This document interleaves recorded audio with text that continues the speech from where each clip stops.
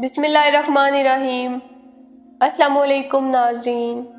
Rolex brand کی گھڑیاں جو آج ایک عمدہ اور اعلیٰ معیار کی خوبصورت ترین گھڑیاں ہیں، بہت کم لوگ جانتے ہیں کہ ان کا موجد کون ہے۔ جی ہاں، ہانس ولسڈورف، ایک یتیم بچہ جس کی وراثت تک اس سے چھین لی گئی، مگر اس کے حوصلے بلند تھے اور تنہا اس نے زندگی کے وہ مشکل ترین ادوار گزارے، اور تجربے اور مہارت سے آج وہ دنیا بھر کے ایک کامیاب ترین برانڈ کا مالک ہے، اور ان لوگوں کے لیے مثال ہے جو زیرو سے اسٹارٹ لیتے ہیں۔ ویلکم بیک دوستو، سبسکرائب کیجئے تاکہ ایسی انٹرسٹنگ اور انفارمیٹیو ویڈیو سے مستفید ہو سکیں۔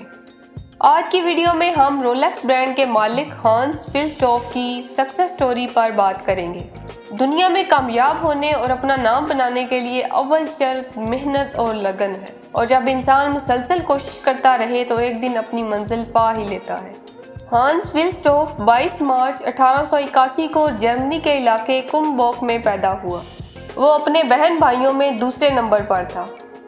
اس کا والد ایک ویل اسٹیبلشڈ بزنس مین تھا، جو کہ وراثتی طور پر اس کو اپنے والد سے ملی۔ اس کی والدہ کا نام اینا اور والد کا نام جوہان ڈینیل ولسڈورف تھا۔ 1892 میں ہانس کی والدہ اینا کی وفات ہو گئی، اور اگلے ہی سال 1893 میں اس کا والد بھی چل بسا، اور اب وہ یتیم ہو چکا تھا، جس کے والد کا بزنس اس کے چچا نے فروخت کر دیا، اور کچھ پیسے ہانس اور اس کے بہن بھائیوں کی ایجوکیشن کے لیے رکھے۔ بالآخر اس کے چچا نے انہیں ایک بورڈنگ اسکول میں داخل کروا دیا، جس کی زندگی مشکل تھی کیونکہ ایک تو وہ جگہ کافی دور تھی، اور دوسرا مذہب کی وجہ سے اسکول کے اکثر بچے اس کے مذاق اڑاتے، اور یوں تنگ آ کر ہانس نے اسکول چھوڑ دیا اور ایک اور اسکول میں ایڈمیشن لیا، جو اس کے لیے کافی اچھا ثابت ہوا۔ ہانس ایک ذہین بچہ تھا اور جلد ہی وہ ایک برائٹ اسٹوڈنٹ کے طور پر پاپولر ہوا۔ اس کو میتھمیٹکس اور لینگویجز پر عبور حاصل تھا۔ اسی اسکول میں سوئٹزرلینڈ کا رہائشی لڑکا جو اس کا دوست بن گیا تھا، ہانس کو اپنے شہر کی کہانیاں سناتا تھا کہ گھڑیاں بنانے کا کام اس کے شہر میں زور و شور سے ہو رہا ہے۔ ناظرین، یہی وہ دور تھا جب ہانس کا رجحان گھڑیوں کی طرف ہوا، اور یوں سمجھ لیجئے کہ وہ اس کا ڈریم پروجیکٹ بن چکا تھا۔ آخرکار اس نے اسکول چھوڑ دیا اور سوئٹزرلینڈ کے شہر جنیوا چلا گیا، جہاں 19 سال کی عمر میں اس نے اپنی پہلی نوکری انٹرنیشنل پرلز ایکسپورٹنگ کمپنی میں کی۔ اس کمپنی کا کام مختلف جگہوں سے پرلز خریدنا اور ان کی مینجنگ اور پالشنگ کر کے گرومنگ کے بعد جیولرز کو سیل آؤٹ کرنا تھا، جس سے ہانس نے یہ آئیڈیا لیا کہ یہ کمپنی اپنا کوئی پروڈکٹ نہیں بناتی، بس صرف مینج کر کے اچھا خاصا منافع کما رہی ہے۔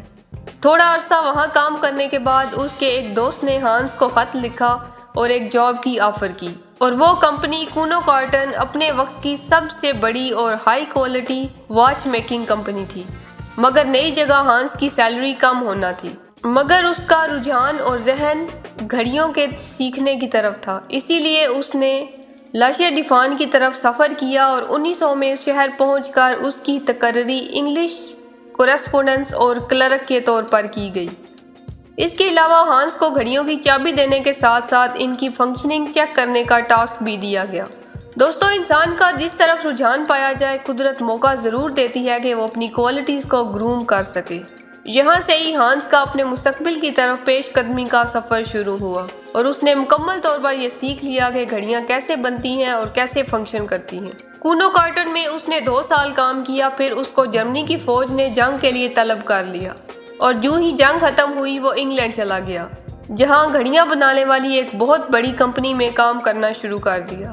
وہاں اسے گھڑیوں کی سیل زیادہ کرنے کا ٹاسک بھی دیا گیا۔ لندن کی اس کمپنی میں اس نے 2 سال کام کیا اور بہت زیادہ کلائنٹس بھی دیے۔ جلد ہی یہ کمپنی شہرت کی بلندیوں کو چھونے لگی، اور ساتھ ہی ہانس کے لیے سیکھنے اور تجربات کے مواقع بڑھتے گئے۔ اسی لیے اب اس نے سوچا کہ وہ ایک ایسی کمپنی کھڑی کرے گا جو گھڑیاں بنانے میں بہترین ثابت ہو۔ انہی دنوں اس کی ملاقات فلورنس نامی لڑکی سے ہوئی اور بعد ازاں ان کی شادی ہو گئی۔ ہانس اب ان مراحل میں تھا کہ اس کے پاس بہترین ہنر اور ذہین دماغ کے ساتھ مکمل مہارت موجود تھی، مگر کمی تھی تو بس وسائل کی، کہ وہ اپنی مہارتوں کا کمال دکھا سکتا۔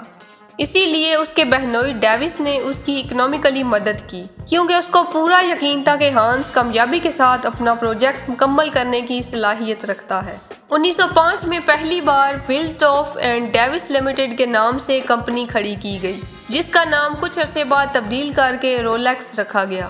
ہانس چاہتا تھا کہ وہ گھڑیوں کی ایسی اعلیٰ اور یونیک ورائٹی تیار کرے جو ایکسپورٹ بھی کر سکے اور ساتھ ساتھ افورڈیبل بھی ہوں۔ یہ وہ دور تھا جب مرد پاکٹ واچ استعمال کرتے تھے، صرف خواتین رسٹ واچ پہنتی تھیں، اور یہ نظریہ بھی پایا جاتا تھا کہ رسٹ واچ کبھی ایکوریٹ ٹائم نہیں بتاتی۔ مگر ہانس کو پاکٹ واچ سے سخت چڑ تھی کہ جب بھی ٹائم دیکھنا ہوتا تو جیب سے گھڑی نکالنی پڑتی۔ اسی لیے اس نے پریڈکٹ کیا کہ آنے والے وقت میں سب رسٹ واچ پہنیں گے اور پاکٹ واچ بالکل ختم ہو جائے گی، اور اسی کی تکمیل کے لیے اس نے یورپی ممالک کا سفر کیا، جہاں وہ کئی واچ میکر ماہرین سے ملا اور کئی گھنٹے ان سے گفتگو کرتا رہا۔ بالآخر اس نے wrist watch making manufacturing company کا آغاز کر دیا اور کافی اچھے کلائنٹس بھی مل گئے، اور جلد ہی 1809 میں یہ ایک بہت بڑی اور مشہور کمپنی بن چکی تھی۔ ناظرین، اب اس وقت کا آغاز ہو چکا تھا کہ لندن کے عمراء نے دھڑا دھڑ ہانس کی کمپنی کی تیار کردہ رولیکس رسٹ واچ خریدنا شروع کر دیا، جس کی سب سے بڑی وجہ یہ تھی کہ رولیکس واچ کی ٹائم ایکوریسی کمال کی تھی، اور پہلی جنگ عظیم کے دوران فوجیوں کو ٹائم دیکھنے کے لیے بھی رولیکس کی گھڑیاں دی گئیں، اور یوں اس واچ میکنگ کمپنی نے دن دگنی رات چگنی ترقی کی اور باقی گھڑیاں بنانے والی کمپنیوں کو تقریباً تالے لگ گئے، اور اسی طرح رولیکس واچ کو دنیا بھر کی سرٹیفکیشن بھی حاصل ہو چکی تھی۔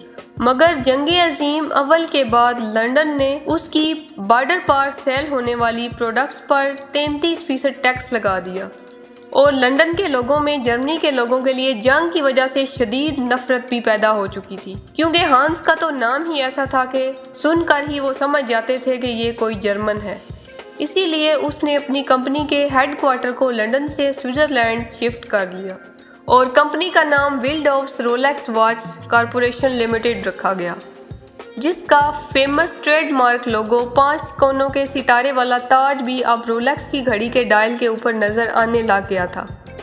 ہانس نے ابھی بھی اس گھڑی کی کوالٹیز کو بہتر کرنے کے بارے میں سوچا اور ایسی گھڑی بنانے کا فیصلہ کیا کہ جو ٹائم ایکوریسی کے ساتھ ساتھ واٹر پروف بھی ہو، اور یوں 1926 میں رولیکس اوئسٹر نے آتے ساتھ ہی تہلکہ مچا دیا، اور ہانس نے دنیا کی سب سے پہلی واٹر پروف گھڑی کو متعارف کرانے کے لیے موقع کا انتظار کیا کہ انہی دنوں لندن کی ایک عورت مرسیڈیز گلائڈس نے انگلینڈ اور فرانس کو الگ کرنے والی واٹر باڈی کو تنہا پار کیا اور لوگوں کو اپنے اس کارنامے سے آگاہ کیا، مگر لوگوں نے یقین نہ کیا، جس کی وجہ سے اس نے دوبارہ وہ چیلنج قبول کر لیا۔ اور ناظرین، یہی وہ وقت تھا جب ہانس اپنی بنائی گئی گھڑی کو میدان میں لایا اور اس عورت سے صرف یہ درخواست کی کہ وہ اس چیلنج کے دوران بس یہ گھڑی اپنے گلے میں باندھ لے۔